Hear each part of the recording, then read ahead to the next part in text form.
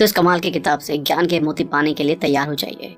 अगर आपने अब तक हमारे चैनल को सब्सक्राइब नहीं किया है तो इमीडिएटली चैनल को सब्सक्राइब कर दें। और याद रखिए, अगर ये वीडियो आपको पसंद आए तो सभी जरूरतमंदों के साथ इस वीडियो को शेयर करना ना भूलें। क्या पता उनकी जिंदगी इस वीडियो को देखने के बाद बदल जाए। महाभारत की रणभूमि में उलझन में फंसे अर्जुन भगवान कृष्ण की तरफ मदद की आस से देखते हैं। भगवान कृष्ण अर्जुन को दुनिया के सभी सिद्धांत समझाते हुए रास्ता दिखाते हैं। यही सिद्धांत आज भी हमारी रोज की जिंदगी की कई परेशानियां हल कर सकते हैं। तो चलिए फिर इन 12 लेसन को डिटेल में समझते हैं। जो हुआ अच्छे के लिए हुआ, जो हो रहा है वो अच्छे के लिए हो रहा है, जो होगा वो भी अच्छे के लिए ही होगा। आप जिस भी चीज के लिए परेशान हो रहे हैं उसे भूल जाइए। जो जॉब इंटरव्यू अच्छा नहीं हुआ या जो रिलेशनशिप नहीं चली, वो होना ही था और वो हुआ भी। जो होता है उसका एक कारण होता है। आप बुरे वक्त से गुजर रहे हैं, उसकी एक वजह है। जब आप सबसे अच्छा वक्त देखते हैं, उसका भी एक कारण है। ये एक साइकिल है और आपको इसे चुपचाप मंजूर कर लेना चाहिए। आपको भविष्य की फिक्र करने की जरूरत नहीं है और ना ही आपको पास्ट पर ध्यान देना चाहिए। आपको सिर्फ प्रेजेंट पर काबू है, तो इसे दिल खोल कर जिए और बहुत मेहनत करें। आपके पास काम करने का अधिकार है, पर उसके फल पर नहीं। काम करो पर फल की इच्छा मत करो। ये भगवत गीता का सबसे समझदारी वाला मैसेज है। आज हम सिर्फ पैसे, बड़े घर, एक गाड़ी और एक सुरक्षित भविष्य के लिए काम कर रहे हैं। हम गोल्स को इस कदर पाना चाहते हैं कि हम सिर्फ रिजल्ट के बारे में सोचकर सब कुछ करते हैं। एग्जाम्पल के लिए, हम सब अप्रेजल के वक्त एक्स्ट्रा आवर्स काम करते हैं, ये सोचकर कि हमारे बॉस हमारी परफॉर्मेंस को इवैल्यूएट करके हमें ज्यादा रेटिंग देंगे। हमें इससे बचना होगा, क्योंकि जब उम्मीदें पूरी नहीं होती हैं तो दुख बहुत ज्यादा होता है। इसलिए काम करते रहें और बदले में किसी चीज की उम्मीद ना करें। ये मेन रीजन है कि भगवत गीता गोल से ज्यादा अपनी ड्यूटी यानी कि कर्म करने की इंपॉर्टेंस पर ध्यान देती है। जब आप रिवॉर्ड पर ध्यान देते हैं तो आपको फेल होने पर होने वाली चिंताएं घेर लेती हैं, और जब रिजल्ट पॉजिटिव नहीं मिलता है तो आप डिप्रेस भी होते हैं। इसलिए हमेशा ये सुझाव दिया जाता है कि अपने लक्ष्य पर ध्यान लगाएं। गोल हासिल करने के बाद आपको बहुत से इनाम मिल सकते हैं। बदलाव ही प्रकृति का नियम है। ये कितना सच है। हमारी जिंदगी में कुछ भी परमानेंट नहीं है। क्या आपको भगवत गीता के इस लेसन पर भरोसा करने में मुश्किल हो रही है? चलिए इसे और भी डिटेल में समझते हैं। कल्पना करें, एक अरबपति का शेयर मार्केट में बहुत सा पैसा लगा है। मान लीजिए शेयर मार्केट मुंह के बल नीचे गिरी, तो उस अरबपति की किस्मत का क्या होगा? कंगाल।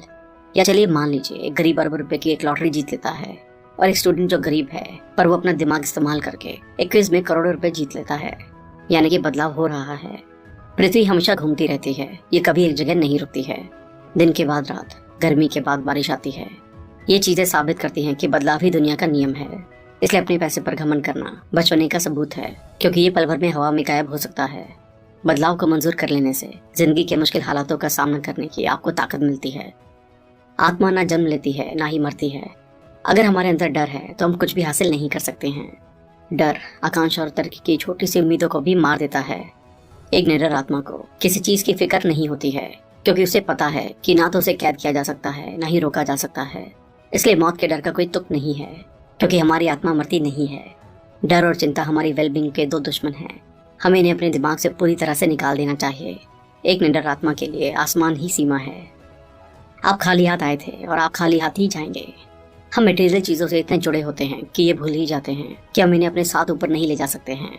हम इस दुनिया में बिना किसी चीज के ही आए थे और अपने साथ कुछ नहीं ले जा पाएंगे। चीजों के जुड़ाव पर हमें खास ध्यान देना चाहिए, क्योंकि अब हमारा चीजों पर अधिकार से ज्यादा चीजें हम पर अधिकार जमाने लगी हैं। वासना, गुस्सा और लालच खुद की बर्बादी के नर्क के दरवाजे हैं। काम, क्रोध और लोभ ने हमारा कभी अच्छा नहीं किया है। वासना की अनचाही इच्छा आपको एक गलत रास्ते पर ले जाएगी। गुस्सा लोगों को आपसे दूर कर देगा और लालच आपको कभी संतुष्ट नहीं रहने देगा। इंसान अपने विश्वास से बनता है। जैसा वो भरोसा करता है वैसा ही होता है। आप जैसा सोचते हैं वैसे ही होते हैं। आपके ख्याल ही आपको बनाते हैं। अगर आप सोचते हैं कि आप एक खुशहाल इंसान हैं तो आप खुश रहते हैं। अगर आप उदास ख्यालों को अपने मन पर कब्जा करने देते हैं तो आप एक उदास इंसान बन जाएंगे। अगर आप सोचते हैं कि आप मीटिंग में कमाल की प्रेजेंटेशन देंगे तो हो सकता है आप ऐसा कर पाएं। हालांकि अगर आप तैयार ना हो और घबराहट महसूस करें तो हो सकता है आप कोई गड़बड़ कर दें। जब मेडिटेशन में महारत हासिल हो तो मन बिना हवा वाली जगह पर मशाल की लौ की तरह अडिग रहता है। हम मेडिटेशन को बोरिंग समझते हैं। कौन आंखों को बंद करके बिना फालतू विचारों के बैठ सकता है? पर हमें अपने बिजी शेड्यूल से कुछ पल निकाल कर ध्यान लगाना चाहिए, ताकि हम अंदरूनी शांति पा सकें। चाहे आप एक आरामदायक घर के शांत कोने में बैठें या ऑफिस में कुछ पलों के लिए अलग बैठें, आंखों को बंद किए शांत जगह में बैठने से आपके मन को बेहद शांति मिलती है। भगवत गीता के बहुत से अलग अलग हिस्सों में मेडिटेशन को मेंशन किया गया है। मेडिटेशन नॉन फिजिकल एक्टिविटी है, जो कि अंदरूनी शांति और साधना को पाने का सबसे अच्छा तरीका है। जो इंसान सिर्फ पैसा कमाने पर सारा दिमाग लगाता है वो मेडिटेशन पर ध्यान नहीं दे सकता है, ना ही अंदरूनी शांति पा सकता है। ऐसे इंसान का मन हमेशा स्थिर होगा और मेडिटेशन उसकी पहुंच से कोसों दूर होगा। शक करने वालों के लिए ना तो ये कोई दुनिया है, ना ही इसके पार कोई और दुनिया है, और ना ही उनके लिए खुशियां हैं। शक गलतफहमी पैदा करता है, ये आपको गुमराह करता है और आपके मन को धुंधले विचारों से घेर लेता है।